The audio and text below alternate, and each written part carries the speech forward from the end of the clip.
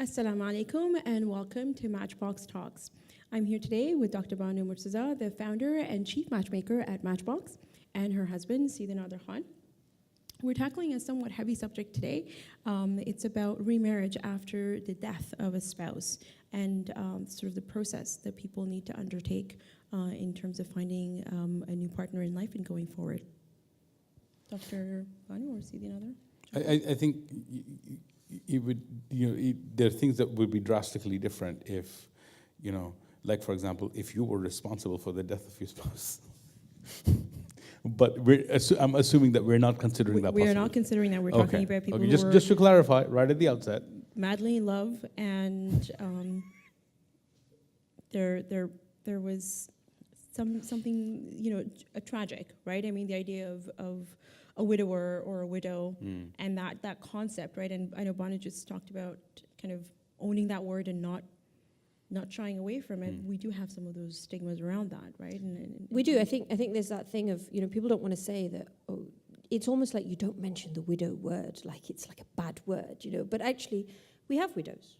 And, I mean, over the last sort of 3 to 4 years, there's three very close friends of ours, 3 very close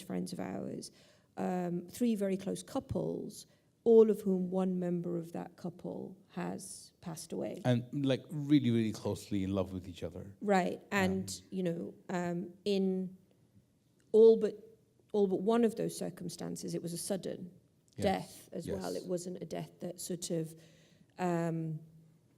was expected, and it was a prolonged illness, etc. In one instance, it was an illness, but it wasn't necessarily understood or appreciated that it was at the end of this person's life.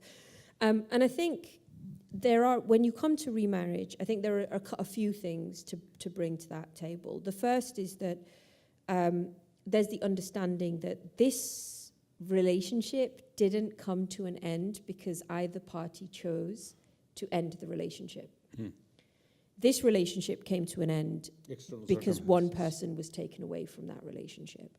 And that means that the process of coming to terms with that relationship, with the grief of the end of that relationship, but also with being ready to love somebody else whilst perhaps continuing to love your previous spouse, is something that you have to make space for.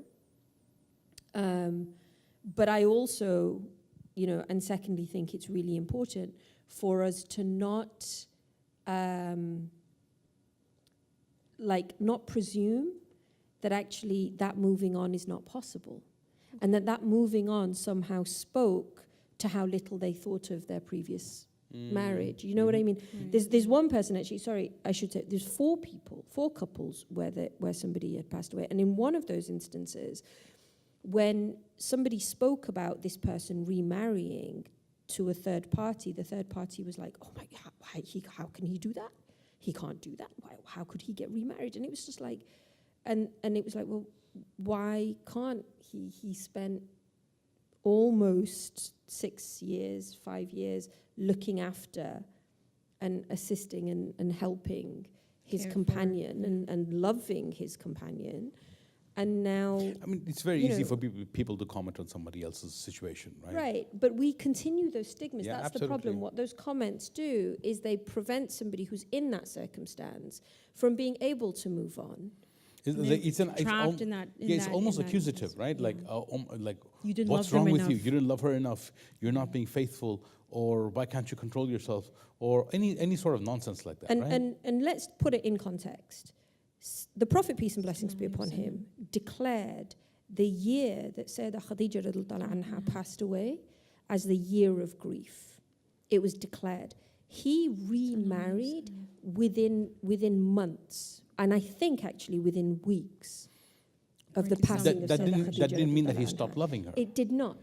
And not only did he not stop loving her, he continued to express that love with his new wives. Like he told Sayyidah Aisha radiallahu anha, Sayyidah Salama, Sayyidah Hafsa, may Allah be pleased with all of our mothers, knew the love that the Prophet, peace and blessings be upon him, had for Because they all Sayyidah spoke Khadija about it. radiallahu They all anha. They spoke about all it. spoke about it. You know, he on what was one of the greatest moments of the prophetic mission, Fath al-Makkah, when he was told by the companions, come stay with us, come stay with us, come stay with us, pitched his tent next to her grave. That's where he, sallallahu alayhi wasallam, stayed. This is almost a decade after her passing. You know, and That's so, love. but so he understood and experienced widowhood in a profound way and continued to maintain the love and respect and consideration he had for his wife by gifting her friends. Right. Sallallahu alayhi wasallam. And yet, And once when, you know, moved her on sister, with his life too. he visited and called, you know, sought permission to enter, his face changed. You know, it's like he heard his voice. He heard her, It's heard her voice. and, Yeah. and he said, I hear the sound of her, like Right. sallallahu alayhi wasallam. you And know? subhanAllah, like, there's so many examples of that from, you know, from his life, of his love of her. But we don't allow that. We don't allow often. that, but we also don't, I think, allow men to be able to express that sense of love and that sense of continual attachment, because I think there's a certain aspect of our society that just kind of expects the guy to just move on as well, right? I mean, no one Or even the girl. looks down at the Prophet ﷺ. Yeah. 10 years later, Right. he's still attached to course. her. I don't think we sometimes make room And for it's that. normal. But on the flip side, you have cases where you had so much genuine, deep love that there is a much longer healing process, you know, in bearing that loss, right? And we also need to back off from people who are healing and who are taking their time. It's Yes. okay for you to take your time to heal, Yeah. right? And, you know, again, I mean, people just need a reason to talk, right? And so, you know, you have listened to people talking about, you know, why doesn't he just move on? It's not, you know, you shouldn't be mourning for somebody more than 3 days. I mean, relax. This is love. This is love. Like, This leave is- people the yeah, heck it's- alone, right? yeah. This is love, right? And, I mean, again, you may have people who are so self-obsessed with their own grief that, you know, they're just wallowing in it, and it's unhealthy because they're just, you know, in a downward spiral of depression, and they need a hand to pull themselves out. Maybe even need some professional assistance with medication. I don't know. I mean, those are real But cases. just be mindful But of... unless of they're your your friend, friends. you're not the one to tell them. tell Of them course, that, yeah. of course. It's really out of line for you to be talking about them over an iftar party, right? Yeah. And Sending them proposals the day after. Yeah, I mean, like Or it does over. This which just like leave I've people seen- alone. Let I've people seen heal. happen, yeah. Like, Yeah. or if you can, help them heal. Yeah. Right? If you can help, give them a hand out of their, you know, the depressive rut that they're stuck in. Right? The companions, like, okay, we're talking about love. We're not like love is love. It doesn't have to be spousal, right? The companions of the Prophet ﷺ grieved at his, you know, at his passing until the day they died. They would wander the streets of Medina so completely bereaved, right?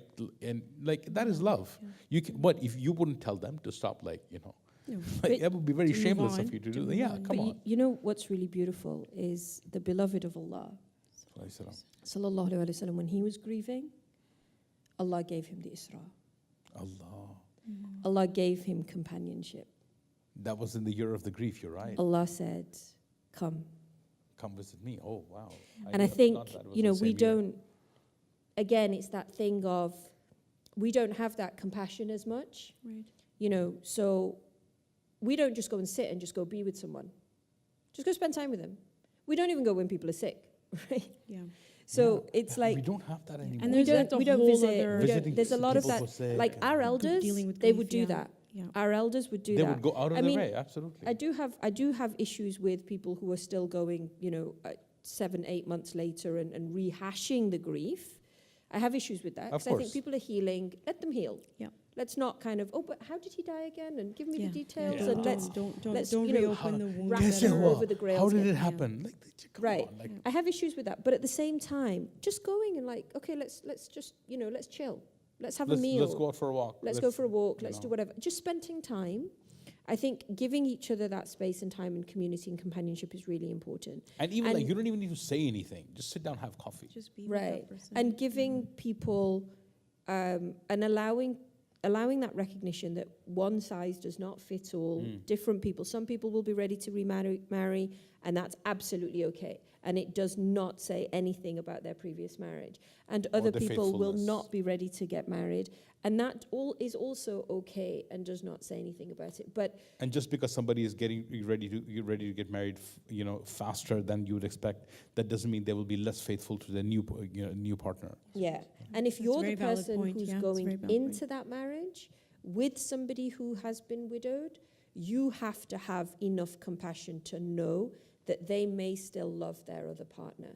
And their respect that previous- and relationship. that is You have to respect that does not relationship. take away From your from the Absolutely. love that they are able to feel for For you. you. So you'd have to are be able secure love enough, multiple people. But you have to be secure enough in that, in yourself, to not feel as if your relationship is threatened every single Or time. measured by. Yeah, every single time that a mention of that relationship comes up. Comes up. Very good point. Thank you so much for that. We'd love to hear your thoughts on the subject. Please subscribe to our YouTube channel and leave us a comment below. Assalamu alaikum.